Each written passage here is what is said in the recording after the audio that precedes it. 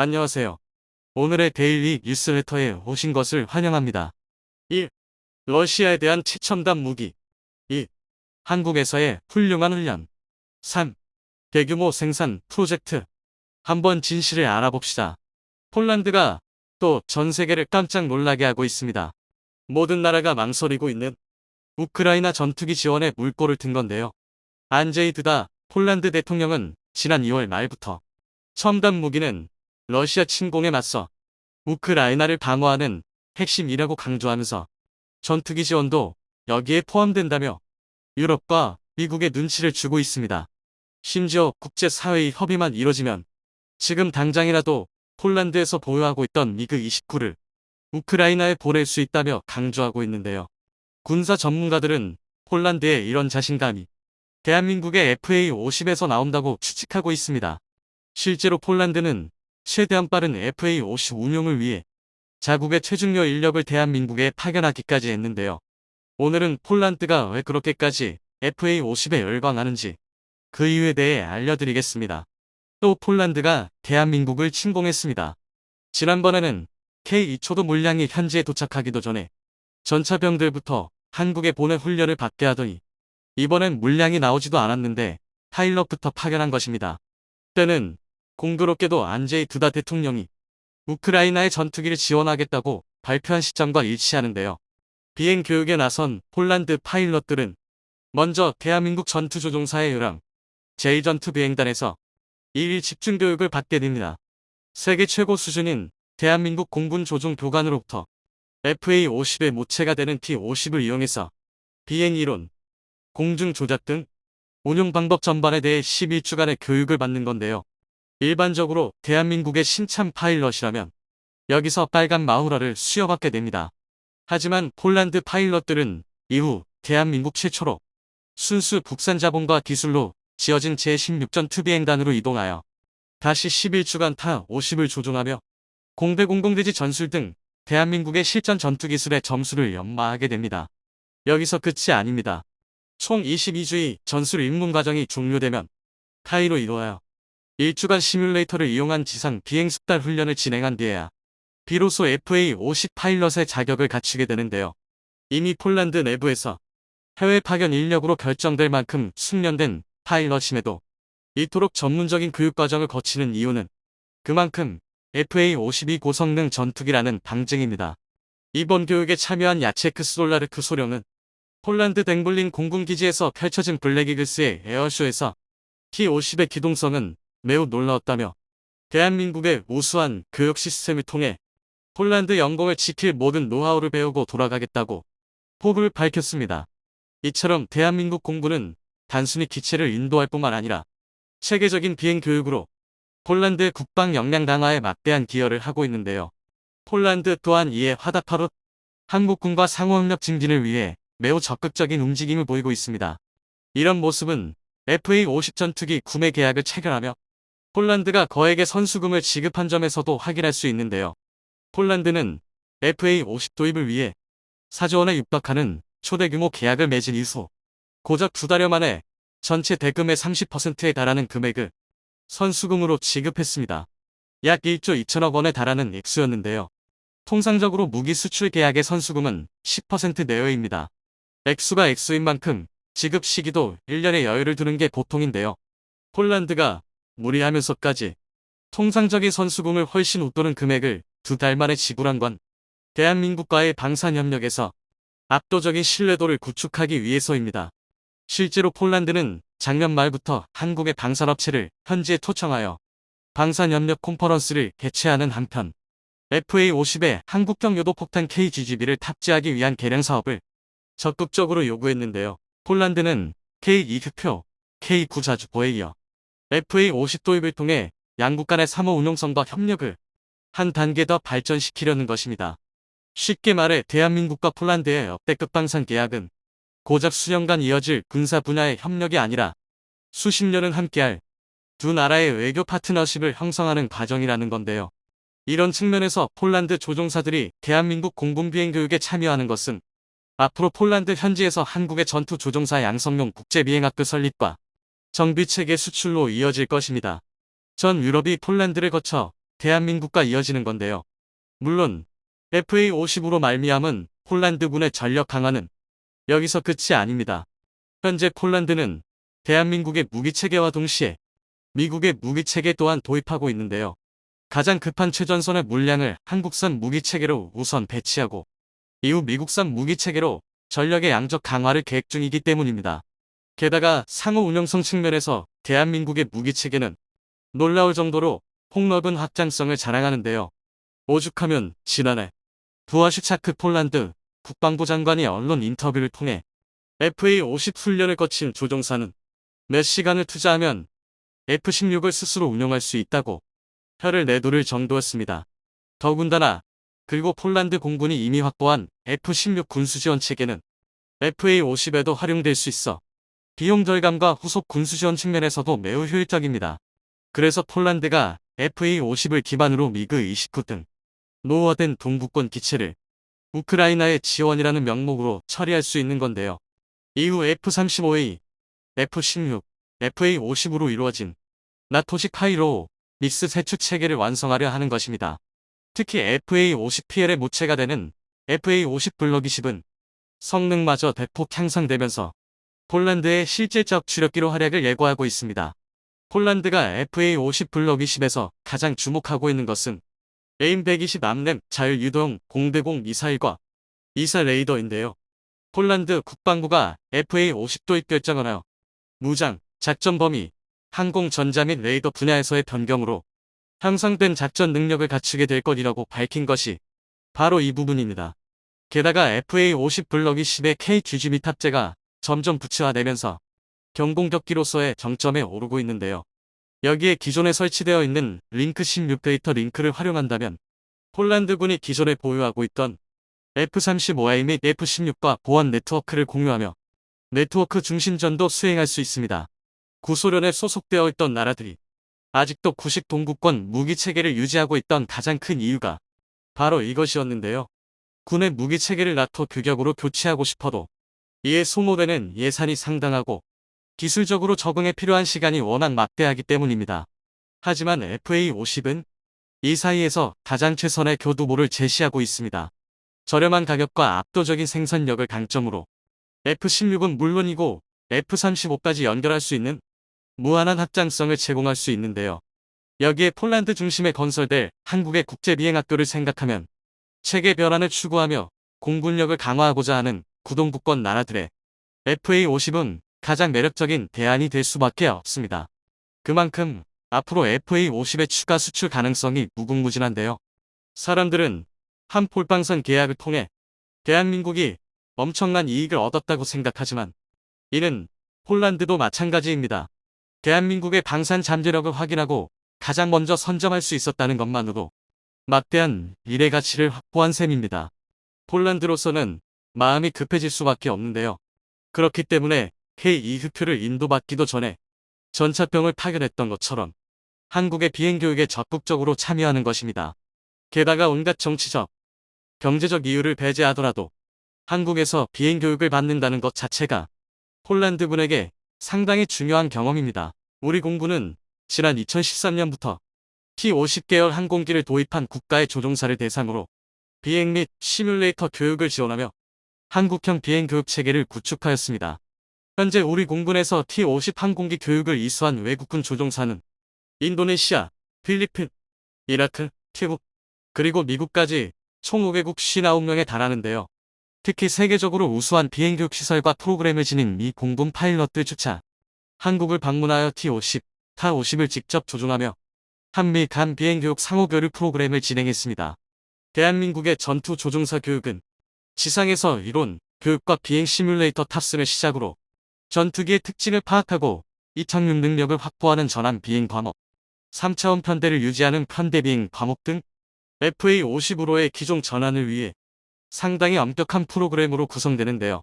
과거 스탁 교육을 받은 태국 조종사들은 비행 이론부터 시뮬레이터 탑승, 교관 조종사와 함께하는 T-50 비행까지 한국의 체계적인 비행 교육 체계 덕분에 실력이 하루가 다르게 성장함을 느꼈다고 극찬했습니다.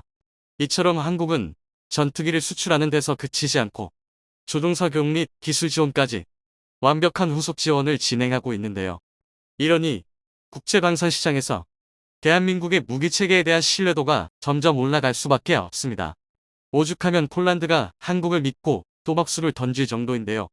이미 여러 차례 말이 나오고 있는 KF-21 사업 참여입니다. 사실 폴란드의 현재 상황을 고려하면 KF-21의 양산 상황을 확인하고 그때 한 발 걸치기 시작하는 게 안전한 판단인데요. 이미 F-35라는 하이급 전투기를 확보한 상태에서 아직 개발 단계인 KF-21에 예산을 투자한다는 건 상당한 모험입니다.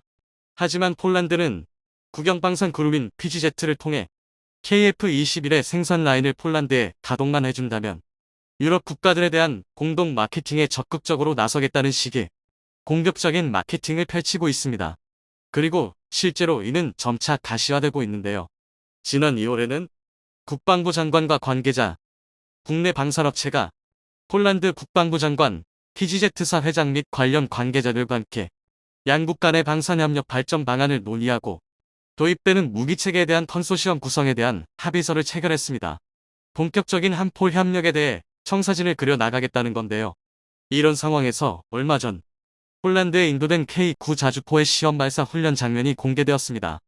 훈련을 참관한 마리우시 블라슈차크 폴란드 부총리 겸 국방부 장관은 짧은 시간에 폴란드 장병들이 K9를 사용할 준비가 완료된 모습에 감탄했는데요. 그러면서 다시 한번 폴란드 국방 역량 강화를 위해 대한민국과의 협력과 상호응용성을 강조했습니다. 최근 복잡이 형상으로 개발되었던 KF-21의 시제 4호기와 6호기에 적용되는 무기 플랫폼이 마침내 공개되어 전 세계적인 화제가 되고 있습니다. 일반적으로 파일럿과 함께 무기 관제사가 탑승하는 복자 전투기는 각종 무기체계 운용의 전문가를 태우고 있는 만큼 단자형에 비해서 훨씬 폭넓은 임무 수행이 가능한데요.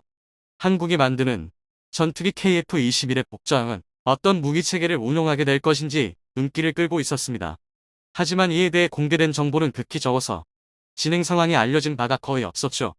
그런데 얼마 전에 드디어 그 세부적인 정보가 공개된 데다가 심지어 계획 단계도 아니고 개발 완료에 임박했다는 사실까지 드러나 전 세계가 큰 충격을 받았다는 소식입니다. KF-21의 시제기가 성공적으로 하늘을 가른 뒤로 KF-21에 대한 사람들의 관심은 만들 수 있는가에서 어떻게 쓸 것인가로 옮겨갔습니다. 기왕 재원 설정과 탑재 무장에 아무런 제약이 없는 순수 국산 전투기를 만들었으니 가능한 한 모든 방향으로 써먹어 보자는 것이었죠. 물론 KF-21의 제작사인 카이도 KF-2101을 단순히 비행하는 것을 넘어서 우리 공군과 국가의 핵심 전력으로 전쟁이 났을 때 정해진 임무를 수행하고 적과의 전투에서 우세를 점해야 한다는 것을 그 누구보다 잘 알고 있었습니다. 그래서 이를 증명하듯 KF-21을 활용한 수많은 파생형에 대한 예상 질문들 중에서 카이가 노라고 대답한 것은 하나도 없었습니다. 활용될 수 있는 모든 가능성을 열어두고 개발했다는 증거죠. 전자전기 개량 가능성, 공대함 성능, 함재기 개량 가능성, 캐터펄트 완성, 단거리 이륙 능력 등 수많은 질문들에 대해 카이가 내놓은 대답은 전부 예스였습니다. 그리고 카이는 사람들이 원하는 KF-21의 성능 그 이상의 미래까지 내다보았습니다. 바로 유무인 복합편대인데요. KF-21 한 대가 3, 4대의 무인 전투기 쿠스 LW를 거느리고 편대를 꾸려 작전하는 개념입니다. 한국이 자체 개발하는 무인 전투기에 대한 계획은 사실 수년 전부터 존재했습니다. 가장 큰 목적은 한정된 국방 자원의 효율을 높이는 것으로 충원 가능한 병력이 점점 줄어드는 만큼 한 명의 병사에 최대한의 전투력을 부여하기 위해 개발이 시작되었습니다. 무인 전투기를 실현하는 데에만 성공한다면 의외로 상당히 큰 효과를 볼 수 있습니다. 일단은 본래 목적과 같이 한 명의 파일럿이 한 번의 비행으로 기존의 4, 5배에 달하는 작전 능력을 보유하게 되어 작전 효율성이 크게 올라가게 됩니다. 이는 한국의 전투기가 맞서 싸울 상대가 주로 누가 될지를 떠올려보면 어마어마하게 큰 장점이라고 할 수 있습니다.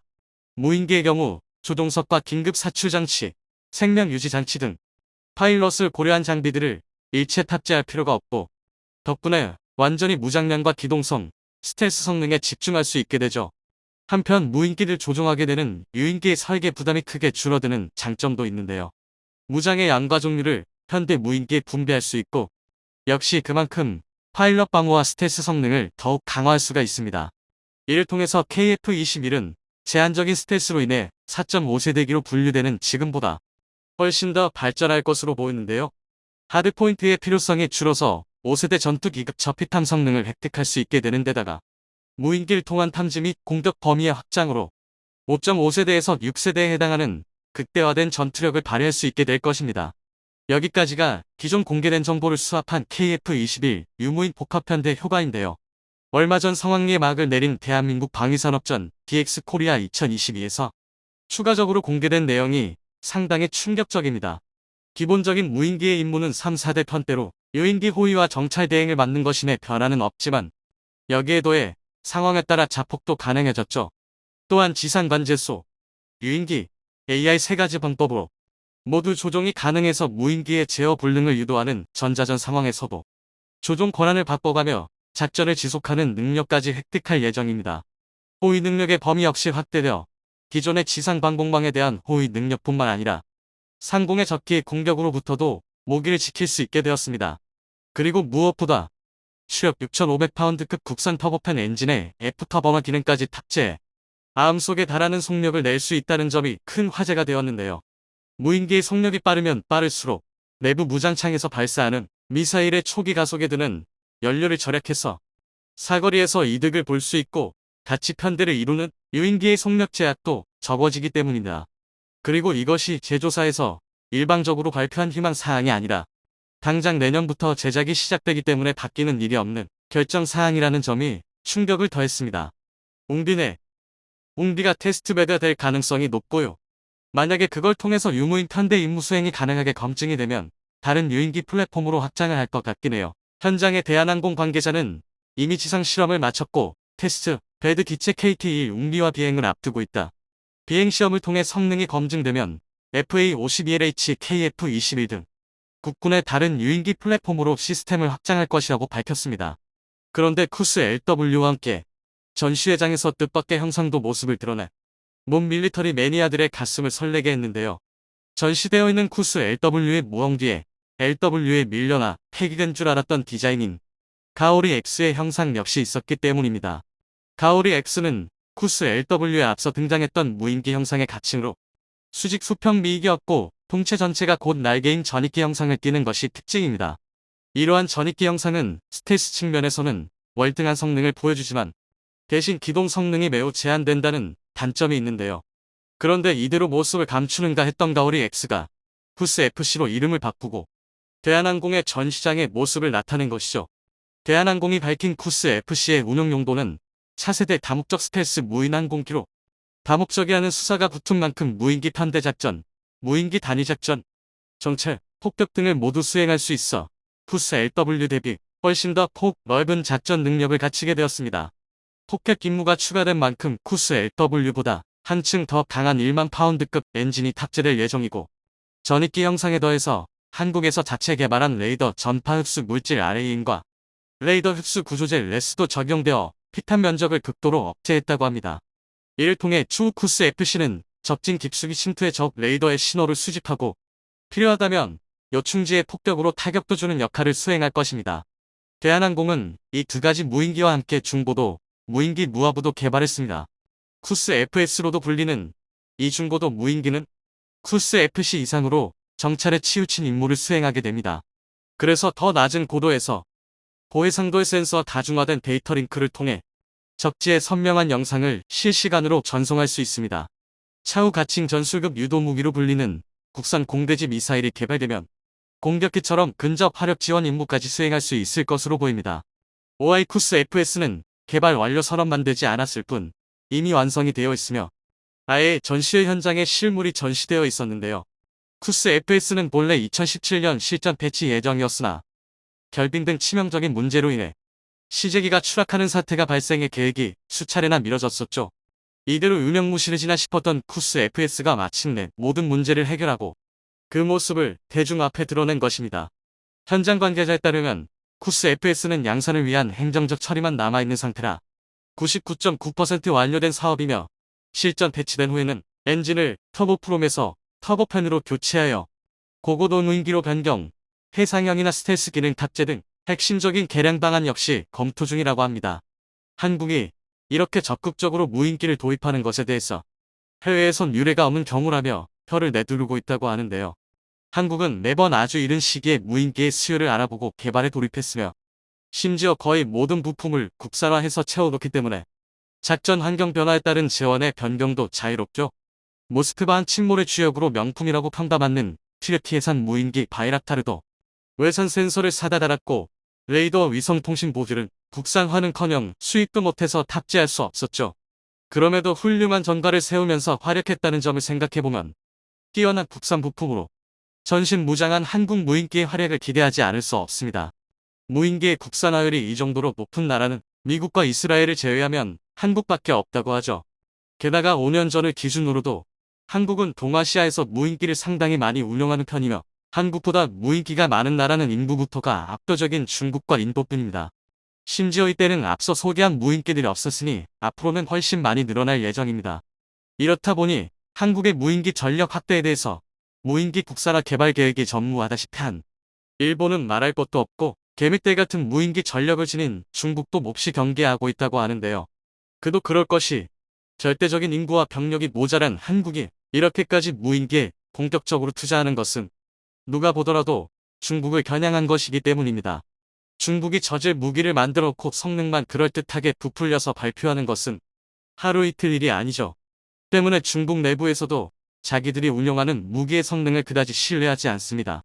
그런 상황에서 국내보다 해외에서 더 알아보고 찬사를 하는 한국 무기를 상대하는 상황이 달가울 리 없습니다. 러시아와 우크라이나의 전황에서 뻔히 보이듯이 현대전은 병력보다는 무기의 질로 벼르는 것과 마찬가지이기 때문입니다. 유럽 전차 시장이 흔들리고 있습니다. 우크라이나 전쟁으로 구식 소련제 전차와 레오파르트2 A사급 전차가 대거 소모되고 있는데요. 게다가 국방비 증액에 맞물려 최신 전차에 대한 수요도 높아지고 있습니다. 그리고 바로 이 빈틈을 대한민국과 독일이 노리고 있는데요. 만약 대한민국이 유럽 방산 시장에 진출을 시작한다면 신흥 강자로서 확실한 입지를 다질 수 있을 것입니다. 반면 독일도 유럽에서의 안보 영향력을 유지하기 위해선 전차 시장 독점이 필수적인데요. 오죽하면 대한민국을 견제하고 있다는 사실을 직접 언급할 정도입니다. 그러나 고작 이 정도 협박에 물러설 의지의 대한민국이 아닌데요. 오늘은 유럽 방산 시장의 진입장벽을 박살낼 대한민국의 전차포 업권 계획에 대해 알려드리겠습니다. 최근 대한민국 육상, 군사기술력과 관련된 굉장히 기분 좋은 소식이 들려오고 있습니다. 바로 국산 1500마력급 변속기의 자체 개발 성공 뉴스입니다. 이로 인해 K2 흑표 완전 국산화가 최일기에 들어섭니다. 즉 이제는 말도 많고 탈도 많았던 독일 변속기를 사용할 필요가 없는 것은 물론 수출 휘방에서도 자유로워졌는데요. 이제는 독일의 지리적 이점을 제외하면 정말 실력 대 실력으로 맞붙게 되었습니다. 그리고 그 시작은 전차포 업권에서 시작될 확률이 높습니다. 그도 그럴 게 대한민국 K2는 이미 130mm 업권이 가능한 모든 조건을 갖추고 있음에도 굳이 시도하지 않고 있기 때문인데요. 실제로 전 세계 최초로 전차 현수장치에 ISU 유기압 서스펜션을 탑재한 K2는 130mm 활강포의 반동을 완벽히 통제할 수 있습니다. 더군다나 포탄의 무게 증가에서도 비교적 자유로운데요. 애초에 업권을 계획하고 자동장 전장치를 탑재해서 탑승 인원을 줄였고 내부 공간 확보와 동시에 포탑 무게 증가 문제도 최소화했습니다. 이처럼 대한민국은 K2를 통해 모든 조건을 갖추고 있음에도 130mm 업권을 시도하지 않고 있는데요. 이는 단 한 번의 도약으로 동세대 전차와 초격차를 벌리기 위함입니다. 마치 18년이라는 세월이 흘렀음에도 아직 세계 어떤 전투기도 흉내낼 수 없는 F-22의 성능처럼 확실한 승부수를 띄우기 위해서인데요. 하지만 활강포 아무리 구조가 간단하고 개발 난이도가 낮다고 해도 무턱대고 140mm 전차포를 개발하는 게 결코 쉬운 일은 아닙니다. 오죽했으면 이미 1980년대 140mm 활강포에 대한 활발한 연구가 진행되었음에도 불구하고 개발에 뛰어들었던 모든 국가가 결국은 포기를 선언했을 정도인데요. 가장 큰 이유는 140mm 활강포의 무지막지한 반동을 효과적으로 억제할 마땅한 방법이 없었기 때문입니다. 실제로 많은 분이 모르는 사실이지만 당장 대한민국부터 K2 개발 초기 단계에서 140mm 활강포를 장착하려 시도했습니다. 그러나 ISU 유기압 서스펜션을 장착하고 있음에도 기동 사격이 불가능하다는 이유와 장약 불완전 연소 문제가 해결되지 않아 120mm 활강포를 탑재할 수밖에 없었는데요. 이는 비단 한국의 사례뿐만이 아니라 40년이 지난 현재에 이르러서도 극복할 수 없는 난제로 남아있습니다. 일례로 MGCS 프로젝트 일환으로 개발 중인 프랑스의 아스칼론 신형 전차 또한 마찬가지였는데요. 우선 장점만 살펴봤을 때 아스칼론의 140mm 주포의 화력은 경이로운 수준이었습니다. 수치상으로 아스칼론의 140mm의 주포포구 에너지는 20mj에 달했는데요. 일반적으로 120mm 전차포가 12, 14mj, 125mm는 13, 15mj인 걸 생각해보면 대략 1.5배 화력이 증가한 셈입니다. 단순 계산으로 650mm 두께의 장갑 관동이 가능한 120mm 주포와 날탄에 비교해보면 무려 975mm까지 관통할 수 있는 건데요. 하지만 여기까지는 그저 희망편에 불과합니다. 곧 140mm 주포의 치명적인 단점이 발견된 건데요. 지금 거리에서 140mm 주포의 타격력은 의심할 수 없지만 평균 교전거리인 2km를 상정했을 때 공기저항으로 인해 실제 표적 도달 에너지가 사실상 7, 8mj에 불과했습니다. 물론 이 정도로도 러시아 T-14 아르마타의 측면 장갑을 상대하기에는 충분하다고 판단됐지만 전장은 실험실이 아닙니다. 늘 완벽한 조건이 맞춰질 수는 없는데요. 만약 피탄 각도가 어긋나거나 정면 장갑에 직격했을 때는 분명한 한계를 가질 수밖에 없었습니다. 즉 무기체계에서 가장 중요한 요건, 신뢰도를 장담할 수 없는 건데요. 한마디로 드리는 노력에 의해 드라마틱한 타격력을 뽑아내지 못했다는 얘기입니다. 140mm 활강포의 문제는 이뿐만이 아니었습니다. 정확한 정보는 공개되지 않았지만 일부에서 말씀드린 KF-51과 마찬가지로 아스칼론 또한 심각한 탄약 적재 문제가 예상되는데요. 그도 그럴 게 아스칼론의 포탄은 길이 1.3m에 무게는 약 35kg에 달합니다. 전에 사용하던 120mm 포탄과 비교해보면 길이는 약 30%, 중량은 70% 이상 증가한 건데요. 여기에 더해 140mm 활강포의 반동을 억제할 추가적인 현수장치와 포미장치를 고려하면 전차 내부의 탄약 적재 공간은 더더욱 좁아질 수밖에 없습니다. 즉 정리하자면 140mm 전차포는 위력 달성에는 모든 자원을 집중한 나머지 운용이 곤란할 정도로 비대해졌다는 얘기입니다. 하지만 이처럼 치명적인 단점이 존재하는 140mm 전차포도 대한민국이 만들면 다릅니다. 대한민국은 후발 주자인 만큼 기존 썰례를 그대로 답습하는 실수를 저지르지 않았는데요. 바로 K2 전차의 업그레이드 버전인 신형 K3 전차에 탑재될 140mm 전열화학포입니다. 전열화학포는 내건과 장약의 연소에너지와 함께 외부에서 공급되는 전기에너지를 복합적으로 이용한다는 특징이 있습니다. 그리고 이 덕분에 기존 화포와 같은 구조를 가지면서도 레일건처럼 엄청난 속도와 타격력을 모두 챙길 수 있는데요. 이것이 가능한 이유는 예전에도 문제가 되었던 장약 불완전 연소를 아크에 의해 생성된 플라즈마를 통해 완전 연소에 가까울 만큼 제어할 수 있기 때문입니다. 보통 장약에 들어가는 화약은 연소 반응과 연소율을 높이기 위해 눈에 보이지 않을 만큼 미세한 구멍이 뚫려 있습니다. 수출 생각하시면 이해하시기 쉬우실 텐데요. 그럼에도 불구하고 140mm 활강포는 들어가는 장약에 비해 포탄을 밀어줄 충분한 약실 압력을 얻지 못했습니다. 그러나 전열화학포의 특징으로 인해 마구잡이로 장약을 때려 넣지 않아도 훨씬 강력한 파괴력을 얻을 수 있게 된 것입니다. 일례로 전열화학포의 추정 포구 속도는 무려 1.7km, 2.5km/s에 달하는데요. 이 정도 속도면 포탄이 포물선 운동한다고 가정했을 때 단순 계산으로만 무려 640km의 최대 사거리와 320km의 유효 사거리를 확보할 수 있습니다.